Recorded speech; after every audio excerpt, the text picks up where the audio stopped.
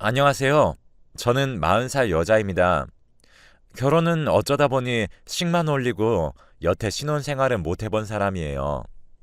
저는 교직 생활에 몸을 담고 있는 사람이다 보니 대학교를 다닐 때부터 졸업하고 나서까지도 임용 준비로 공부밖에 몰랐던 사람입니다. 제 입으로 말하기는 쑥스럽지만 그래도 나름 키도 크고 늘씬한 편이어서 항상 인기가 많은 편이었죠. 하지만 저에겐 임용이 제일 먼저라는 생각이 들어 쉽게 연애를 하진 않았어요. 그렇게 계속 3수째 접어들었을 무렵 조금 지치기 시작하더라고요. 주변에서는 그래도 여자는 남자만 잘 만나면 기간제하며 지내도 괜찮다는 말을 종종 들었고, 또 그렇게 살고 있으신 분도 꽤나 봤지만 저는 자존심이 있어서 절대 그렇게 살지 않겠다고 다짐했습니다.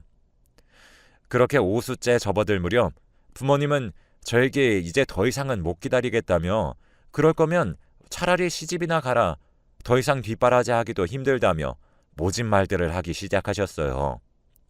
저희 부모님은 본인들의 명예나 사회적 지위를 중요하게 생각하시는 것만큼 주변 사람들 시선에 굉장히 신경을 많이 쓰는 편이셨어요. 저는 그렇게 6년째 되던 해에 결국 임용을 포기했습니다. 조금 늦은 29살이라는 나이에 첫 사회생활을 시작했어요. 보통 2년 정도 최선을 다하다가 안 되면 기간제를 빨리 하는 편이다 보니 저는 나이만 먹었지 아무것도 알지 못하는 상태였죠. 그날도 일에 허덕이고 있을 때 우연히 국어교사 선생님과 마주쳤습니다. 첫눈에 반하게 돼버린 거죠. 정말 잘생기시고 키도 훤칠해서 어딜 가나 눈에 띌 만한 분이셨습니다. 저는 콩닥거리는 마음을 숨기며 안녕하세요 라고 인사를 했더니 그 국어교사 선생님께서는 어, 이번에 새로 들어오셨나 봐요. 저는 여기 학교에서 3년째 일하고 있는 장승규라고 합니다. 라며 자신을 소개했어요. 그렇게 저도 제 소개를 마치고 연락처가 너무 궁금하더라고요. 하지만 같은 학교에서 일하는데 제 관심이 부담스러울 것 같아 그냥 포기해버렸죠. 그런데 그 장승규 선생님께서 본인이 3년 동안 여기 일하면서 안 해본 업무가 없다 보니 언제든 편하게 물어보라고 하시더군요. 저는 덜컥 도와달라고 부탁을 드렸고 그 선생님 덕에 수월하게 일을 처리할 수 있었습니다. 그래서 선생님께 그 일을 핑계로 저번 일 덕분에 정말 잘 처리했어요. 이번에는 안 혼나고 잘 넘어갔답니다. 고마워요. 나중에 시간 되면 커피 한 잔 쏠게요. 라며 장난식으로 흘렸는데 승교 선생님은 활짝 웃으면서 저야 너무 좋죠. 오늘 어떠세요? 너무 얻어먹으려는 것 같아 속보이려나요? 라고 이야기하시더라고요. 그렇게 저희는 그날부터 부쩍 자주 만나게 되었고 알게 된 지 6개월 정도 됐을 무렵 승교 선생님의 고백으로 사귀게 되었습니다. 정말 꿈만 같았어요. 일도 잘하고 성격도 좋고 잘생기고 집안도 들어보니 잘 사는 것 같던데 이런 근사한 사람과 만난다는 것이 너무 행복했죠. 그러다 우연히 저를 데려다 주다 집 앞에서 저희 부모님과 마주치게 되었습니다. 저희 부모님은 저에게 뭐냐고 눈짓을 보냈고 사실대로 이야기를 했어요. 저희 부모님은 그동안 교사 부부가 최고라고 노래를 부르시던 분들이어서 같은 학교에서 일한다는 이야기를 듣자마자 우리 사위 하시며 좋아라 하셨습니다. 그렇게 저희 부모님과 몇 번 밥도 먹고 그랬죠. 그러던 어느 날 부모님께서 막둥이가 이번에 고3인데 국어 성적이 영 안 좋다며 상의를 하셨어요. 승규 씨는 제가 한번 가르쳐 보겠습니다. 했고 제 막둥이 남동생은 승규 씨 덕에 수능도 잘 치러 원하던 명문대를 가게 되었죠. 그 덕에 저희 부모님은 복덩이가 들어왔다며 이럴 게 아니라 우리 진아도 이제 30인데 둘이 결혼을 하는 게 좋지 않겠냐고 계속 권하셨죠. 안 그래도 저희끼리 결혼 이야기가 오가던 참이어서 그러겠다고 했습니다. 그렇게 상견례를 앞두고 있을 쯤부터 남자친구는 저에게 혹시 내가 갑자기 직업을 잃게 되거나 이러면 어떨 것 같아? 라고 물어보더라고요. 승규 씨는 아직 기간제 교사이긴 하지만 교장, 교감 선생님이 워낙 밀어주고 있는 분이라 내년이나 내후년쯤엔 꼭 정교사를 주겠다고 약속했다고 들어서 저는 승규 씨에게 교장, 교감 선생님이 그렇게 약속까지 하셨는데 그럴 리가 있겠어요? 만약에 그렇다면 다른 학교로 옮기면 되죠. 라며 다독였습니다. 그러니 승규 씨는 멋쩍게 웃으며 그래요. 무슨 걱정이겠어요. 내가 어떻게든 진아 씨 걱정하지 않게 열심히 일해서 꼭 정교사가 될게요. 라며 파이팅 넘치게 대답을 했죠. 그렇게 상견례가 지나고 양가 부모님들 모두 이렇게 순탄해도 되나 싶을 정도로 사이도 좋으셨고 정말 단 한 번도 안 싸우며 결혼식 날이 코앞으로 다가왔어요. 그렇게 결혼식 날이 점점 가까워질수록 승규 씨 얼굴은 점점 어두워졌습니다. 걱정된 저는 왜 그래요, 승규 씨? 무슨 일이 있다면 저에게 말해줬으면 좋겠어요. 요즘 학교에 무슨 일 있는 거예요? 라고 물었어요. 저는 그 당시 1년 계약직이어서 그 학교는 더 이상 다니고 있지 않았기 때문에 그 뒤에 승규 씨에게 무슨 일이 일어나고 있는지 알 수가 없었죠. 승규 씨는 힘없이 웃으며 나에게 무슨 일이 있겠어요. 그냥 메리지 블루 그런 건가 봐요. 괜히 걱정들이 많아지네요. 라며 이야기를 힘없이 끝마쳤습니다. 그러면서 한숨을 한번 크게 몰아쉬더니 혹시 진아 씨 우리 결혼 딱 1년만 미루는 건 안 되겠죠? 이제 일주일도 안 남았는데 안 되겠죠? 라며 땅을 보며 묻더군요. 저는 그 말을 듣고 승규 씨에게 저희 부모님 얘기해서 아시잖아요. 저도 그렇게 말만 해버리면 너무 곤란하고 당황스러워요. 요즘 학교 일이 많이 힘들어서 그래요? 라고 물으니 승규 씨는 한 번 더 고민을 하고 나서 한참 후에 만약에 내가 정교사가 안 되면 진아 씨 부모님이 어떤 반응이실까요? 하며 초점 없는 눈으로 저를 바라보았습니다. 저는 순간 정교사에게 미끄러진 건가 생각이 들었어요. 승규 씨, 정말 무슨 일 있는 거 맞죠? 저희 부모님은 아무래도 승규 씨가 안정적인 직장이 있다고 생각하고 계셔서 특히 교사 부부를 원했기 때문에 만약 안 된다면 무슨 수를 써서라도 꼭 되는 게 저희가 편하게 지낼 수 있을 거예요. 혹시 잘 안 되고 있는 건가요?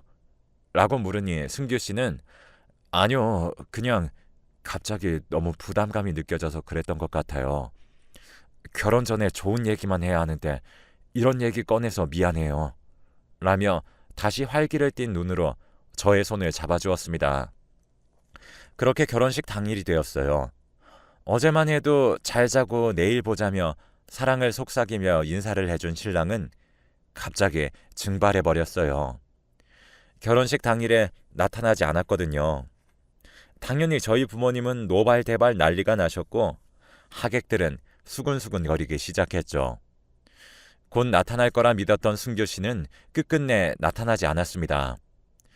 양가의 부모님들끼리의 사이는 원만했지만 저희 부모님이 명예훼손을 언급하며 화를 내는 것을 시작으로 서로 물어뜯으며 싸우고 다퉜어요. 저는 말릴 힘도 없었습니다. 그냥 머릿속이 백지장이 되었고 제 넘치던 생기와 에너지는 땅속으로 빨려 들어간 것만 같았죠. 시댁 쪽도 전혀 모르는 눈치 같았어요. 왜 본인의 아들이 그렇게 감쪽같이 사라져버렸는지 말이죠.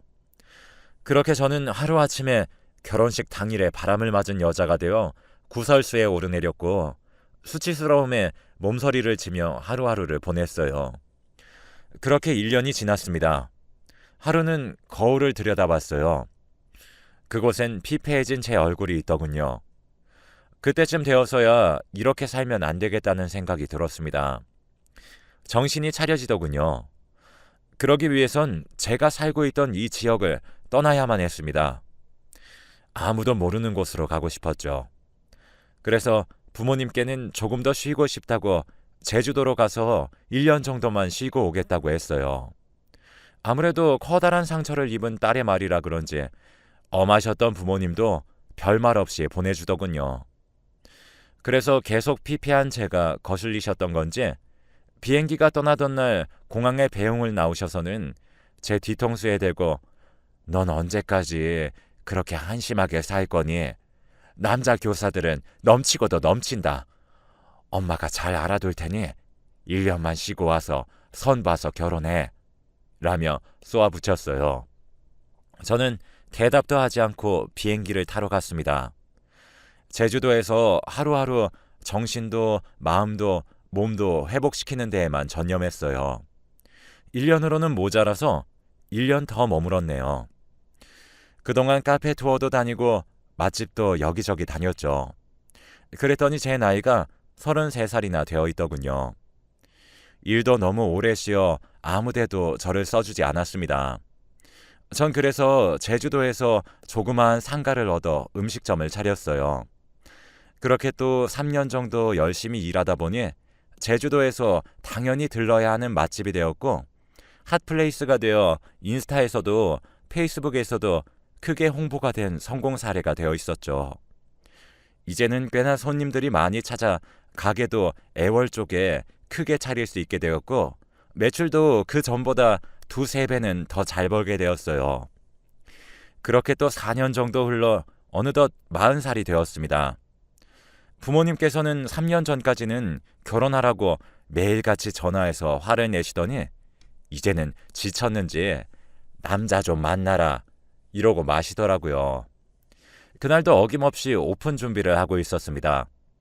보통 오픈하자마자 찾는 손님들은 별로 없어서 여유롭게 오픈을 준비하고 있었죠.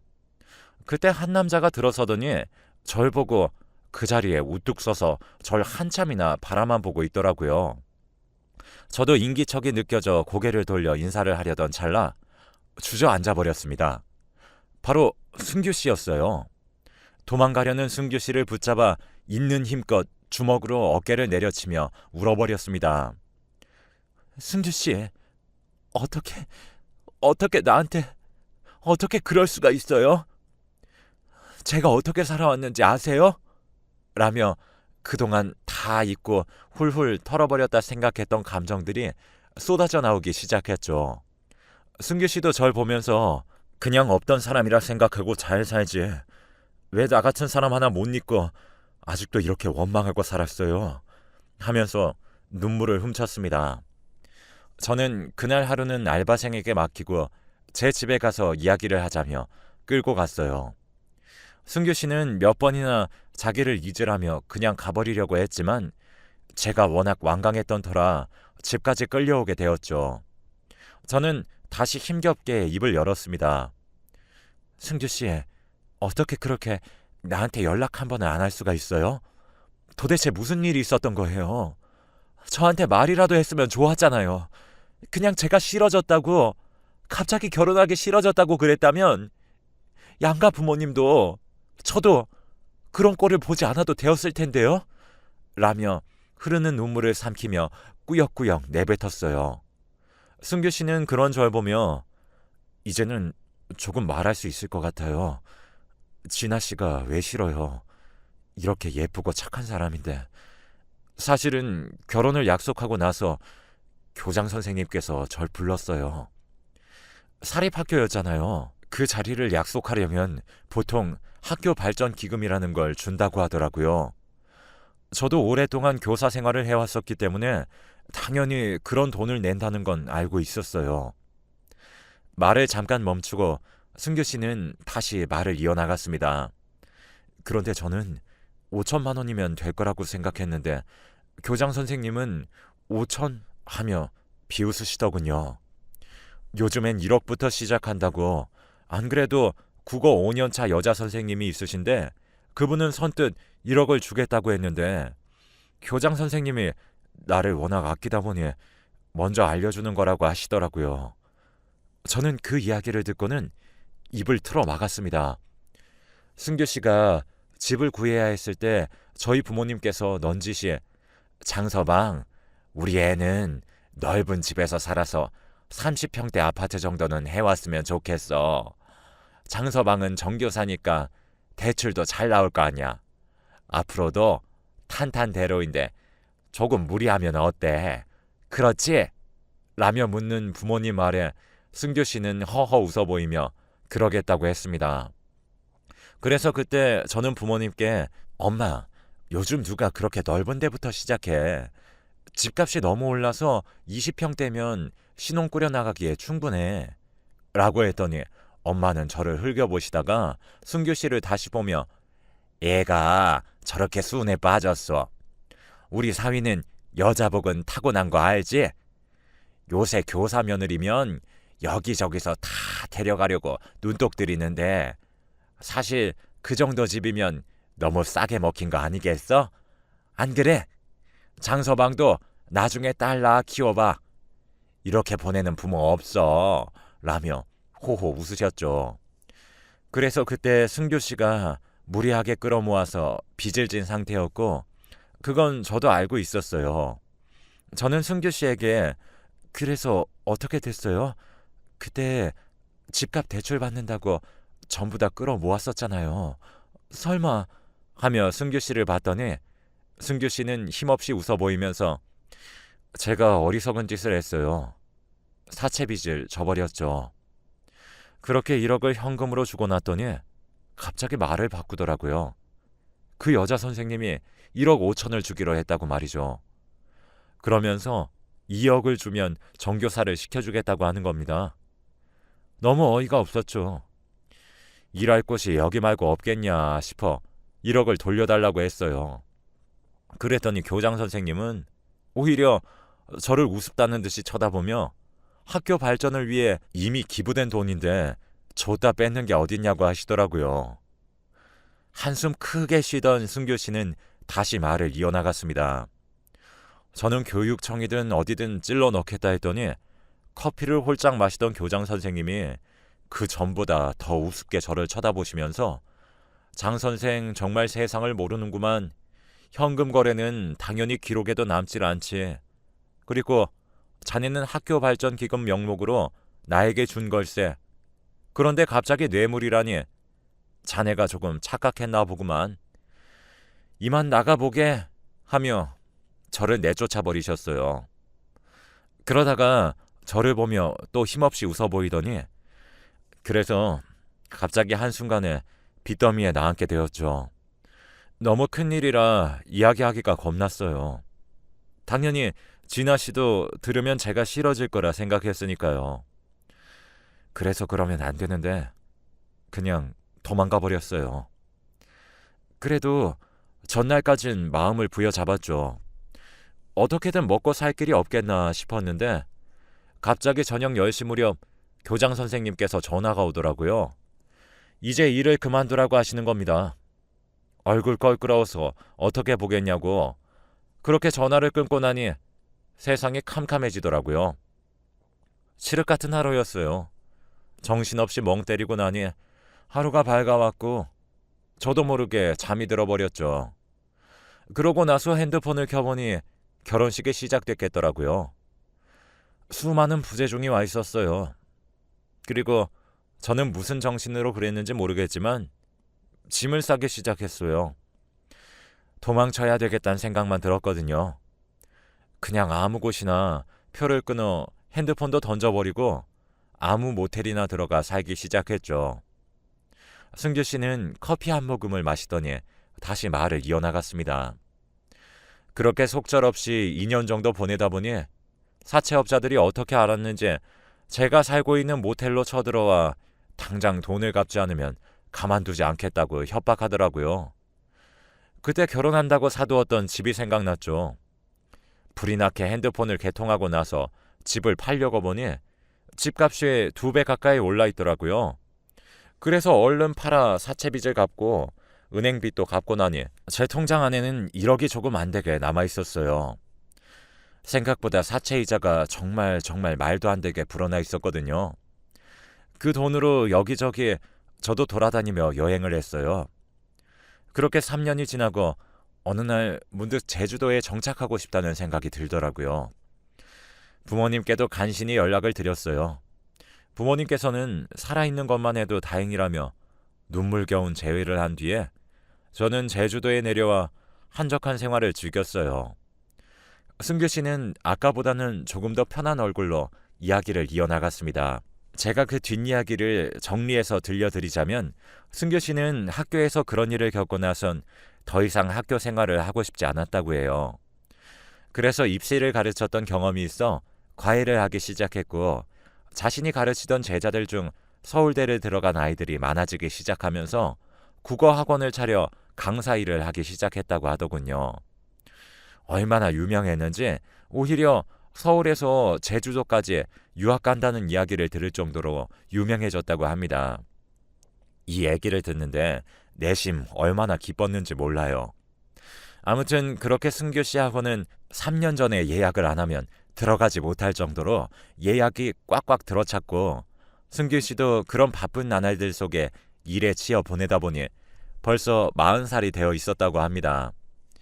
교장 선생님 사건은 고소를 하고 있었던 상태고 상대의 입출금 내역과 승규 씨의 입출금 내역서를 증거 자료로 제출했고 혹시 몰라 교장 선생님과의 대화를 녹음해둔 터라 형사, 민사 할 수 있는 건 다 해봤다고 해요.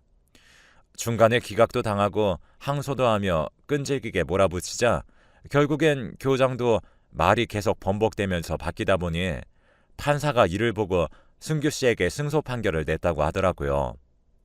그렇게 모든 일을 마무리하고 제주도에 자리를 잡고 나니 제 생각이 유독 많이 났다고 합니다. 그러던 어느 날 학생들 사이에서 애월에 정말 유명한 맛집이 생겼다며 선생님도 시간 되면 갔다 오시란 이야기를 들었다고 해요. 그래서 승규 씨는 그렇게 혼자 맛집을 찾으러 온 건데 거기에 제가 있었다고 하더라고요. 왜 도망갔냐고 물으니 해벌레 웃으며 너무 예쁜 사람이잖아요 라고 했습니다. 어쩜 그렇게 시덥잖은 소리 하는 것도 변하질 않았을까요? 뭐 어쨌거나 미안한 마음이 컸을 거라 생각해요. 사연을 들어보니 말하기 겁이 났을 정도로 많은 일들이 있었기도 했고요. 어디서부터 말해야 하나 고민도 됐을 것 같아요. 우리는 그렇게 돌고 돌아 10년 만에 재회를 했고 지금은 드디어 신혼생활을 즐기고 있답니다. 다행히 유명 강사라 그런지 저희 부모님도 처음엔 노발대발 하시다가 자자한 사회적 지위 덕분에 아무런 말도 못하시고는 승낙해 주셨죠. 인연은 어딘가에 존재하는 게 아닌 것 같아요. 내 옆에 있는 사람이 내 인연이라 믿고 좋을 때 옆에 있어주는 사람이 아닌 힘들 때 내 곁을 묵묵히 지켜주는 사람, 그게 인연이 아닐까 생각합니다. 인연은 돌고 돌아올 수도 있고 생각보다 빠르게 알아챌 수도 있는 것 같아요. 이야기하다 보니 저는 그 둘 다 겪어본 것 같네요. 그리고 저는 36살쯤 주변 지인들의 걱정에 난자를 얼려두었답니다. 그래서 아이를 가질 준비도 하고 있어요. 너무 노산이라 걱정되지만 늦둥이를 낳는 분들도 많으시잖아요. 뭐 아무렴 어때요? 더 힘든 일도 겪어봤는데요. 아무튼 이렇게 사연을 보내려고 긴 글을 써내려 가다 보니 문득 남편이 빨리 보고 싶네요.